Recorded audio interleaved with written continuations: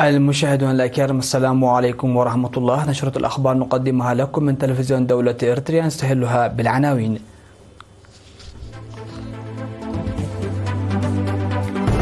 الوزير عثمان صالح يلتقي وزير الخارجية الهندي.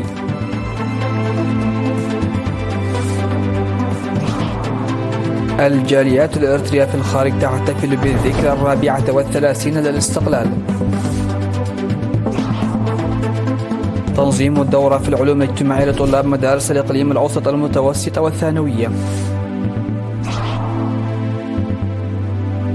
كوبا تستدعي السفير الأمريكي لتدخله في شؤونها الداخلية. الوكالة الدولية تحذر من أن إيران سرعت من وتيرة إنتاج اليورانيوم المخصب. وارتفاع حصيلة ضحايا الفيضانات في نيجيريا إلى 115 قتيلا. أهلا بكم إلى تفاصيل النشرة. التقى وزير الشؤون الخارجية السيد عثمان صالح اليوم الأول من يونيو وزير خارجية جمهورية الهند الدكتور جاي شانكار في دلهي، وبحث الجانبان خلال اللقاء سبل تعزيز العلاقات الثنائية بين إريتريا والهند بشكل عام، والتعاون في قطاعات الصحة والتعليم والتجارة والاستثمار بشكل خاص. وناقشا أيضا الوضع الراهن في منطقة القرن الإفريقي ومنطقة البحر الأحمر والمحيط الهندي. حضر اللقاء سفير إريتريا لدى الهند السيد ألم تحي. احتفلت الجاليات الإريترية في كينيا وفنلندا ومينيسوتا ومقاطعة أورانج بالولايات المتحدة الأمريكية بالذكرى 34 للاستقلال، وتجمع آلاف الإريتريين والسفراء والدبلوماسيين ومسؤولي الأمم المتحدة والحكومة الكينية والضيوف في نيروبي ومينيسوتا الأمريكية في 25 من مايو المنصرم من أجل الاحتفال باستقلال البلاد وتقديرا للثمن الذي دفعه الشعب الإريتري من أجل ذلك. ورافق الاحتفال استعدادات ثقافية بحسب مصادر الأنباء الواردة من الجاليات. كما أقام أعضاء الجالية الإريترية في فنلندا احتفالا مشرفا في هلسنكي يوم 24 من مايو. وحث رئيس الجالية الإريترية في فنلندا السيد روبيل أرون في كلمته خلال الحفل حث العائلات على إيلاء اهتمام كبير للاحتفال بالاستقلال كونه منصة لنقل القيم الإريترية. وفي غضون ذلك نظم الإريتريون المقيمون في ولاية مينيسوتا ومقاطعة أورانج في الولايات المتحدة احتفالات ركزت على الأطفال والشباب، مؤكدين وحدتهم لتحقيق البرامج الوطنية المنشودة.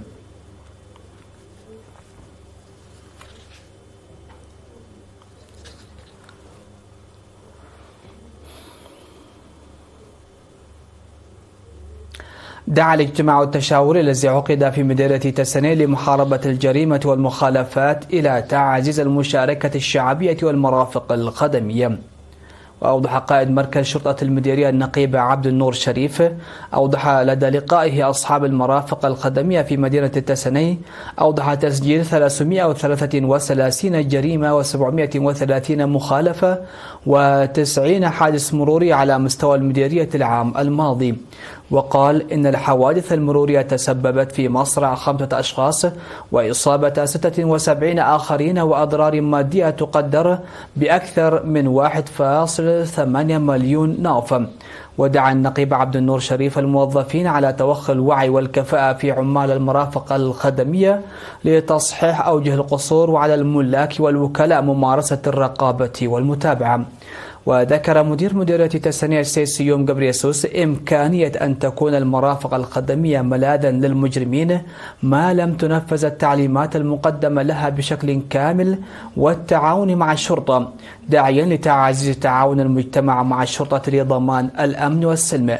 من جانبهم أكد المشاركون على تعزيز تعاونهم مع الشرطة.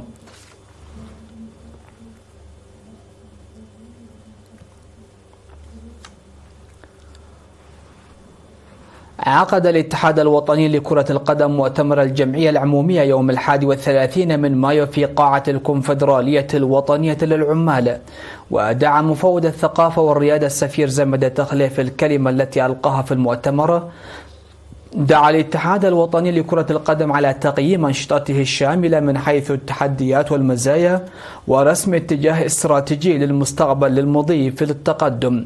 وأضاف السفير زمدة أنه إلى جانب أنشطة الاتحاد من المهم تنمية القدرات التي تستطيع تعريف كرة القدم للعالم وتمهيد الأرضية الملائمة.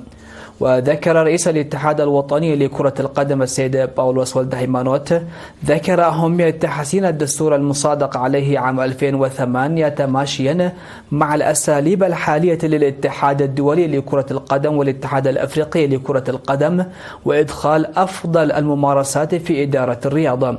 وحث اتحاد كرة القدم وإدارات الأقاليم والخبراء القانونيين على تكثيف جهودهم.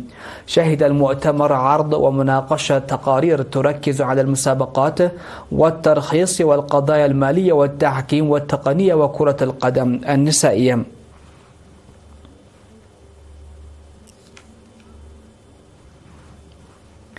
نظم فرع الاتحاد الوطني للشباب وطلبة إريتريا في الإقليم الأوسط دورة تنفيذية حول العلوم الاجتماعية شارك فيها أكثر من 3836 طالبا، 60% منهم من الطالبات من طلاب المرحلتين المتوسطة والثانوية يوم أمس 31 من مايو في قاعة سينما روما.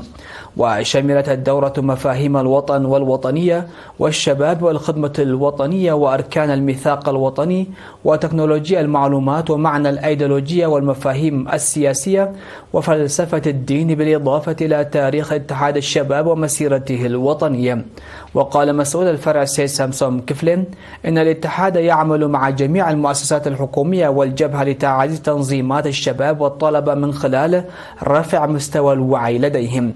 وحث رئيس الاتحاد الوطني السيد صالح أحمد دين المتدربين حثهم على أن يكون لهم دورا مؤثرا بين أقرانهم مستفيدين من التدريب الذي تلقوه. وفي هذا اليوم تم تقديم الجوائز للطلبة والمعلمين المتميزين المتفوقين في دراستهم الأكاديمية.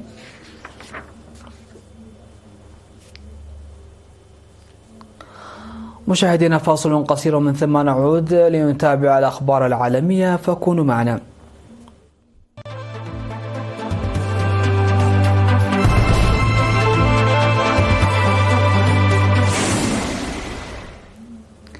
أهلا بكم. على الصعيد العالمي، أعلنت وزارة الخارجية الكوبية أنها استدعت السفير الأمريكي لدى هافانا احتجاجا على تدخله في الشؤون الداخلية للبلاد. ومنذ توليه منصبه في نوفمبر يجوب السفير الأمريكي مايك هامر الجزيرة الشيوعية ويلتقي بمعارضين وينشر صور اللقاءات معهم على مواقع التواصل الاجتماعي. وقالت الخارجية في بيان إنها استدعت هامر للفت انتباههم مجددا إلى سلوكه الذي يتسم بالتدخل والعداء. وتلقى هامر مذكرة احتجاج شفهية تحذره بأنه لا يمكنه استخدام الحصانة التي يتمتع بها كممثل لبلاده كغطاء لأعمال تتعارض مع سيادة كوبا ونظامها الداخلي. واتهمت هافانا السفير الأمريكي بتشجيع المواطنين الكوبيين على العمل لدعم مصالح وأهداف قوة أجنبية معادية.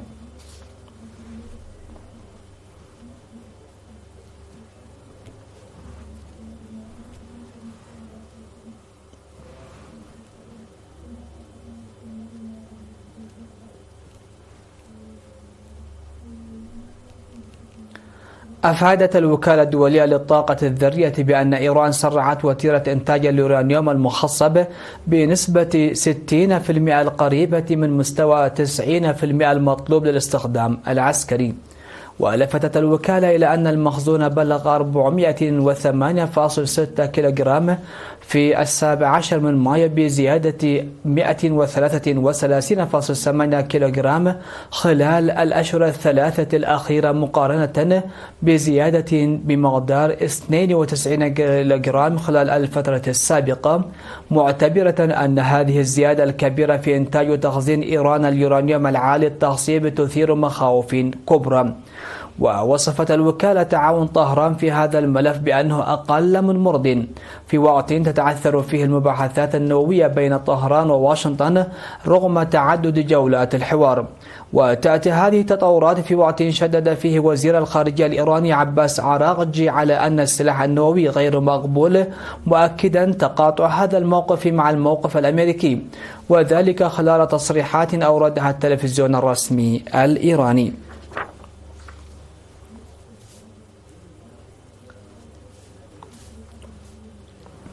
ارتفعت حصيلة الفيضانات التي ضربت بلدة مواكوا في وسط نيجيريا، ارتفعت إلى 115 قتيلا على الأقل وفق ما أفاد متحدث باسم أجهزة الإسعاف.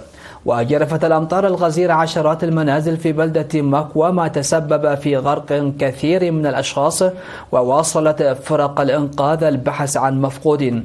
وأكدت خدمات الطوارئ ضرورة زيادة دعم الدولة لمواجهة حجم الأضرار والحد من الخسائر البشرية. وتتعرض نيجيريا، أكبر دولة في إفريقيا من حيث عدد السكان، تتعرض لفيضانات بانتظام خلال موسم الأمطار من مايو إلى سبتمبر. ويقول العلماء أن تغير المناخ يسهم في مزيد من الظواهر الجوية القصوى.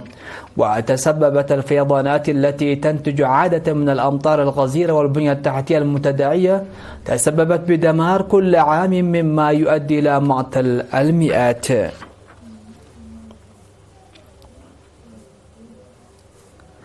تستعد إسبانيا لمواجهة موجة حر غير مسبوقة خلال الأيام القليلة المقبلة، وسط توقعات بتسجيل درجات حرارة قد تكون الأعلى لشهر مايو منذ عام 1950 بحسب ما أعلن المعهد الوطني للأرصاد الجوية.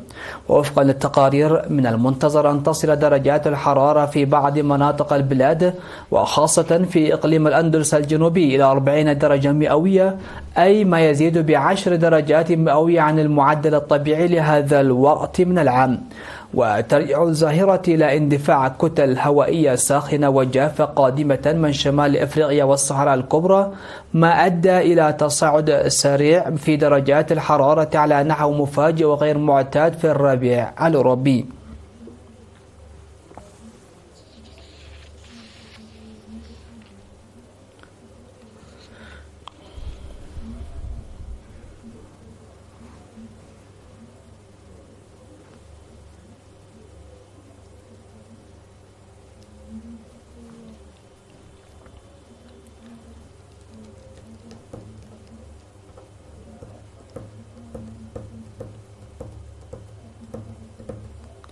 ختاما لنشرة هذا المساء، هذا تذكير بأهم وأبرز العناوين.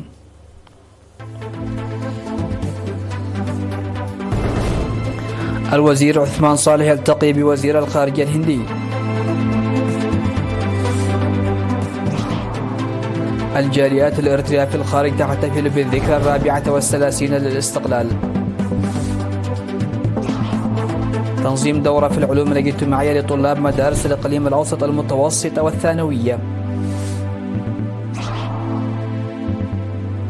كوبا تستدعي السفير الأمريكي لتدخله في شؤونها الداخلية.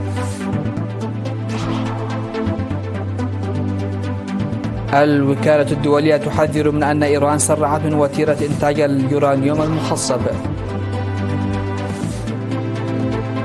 وارتفاع حصيلة ضحايا الفيضانات في نيجيريا إلى 115 قتيلا. سادتي سيدات، هكذا نكون قد وصلنا وإياكم إلى نهاية نشرة هذا المساء. كنت معكم فيها قاسم أحمد، دمتم في أمان الله.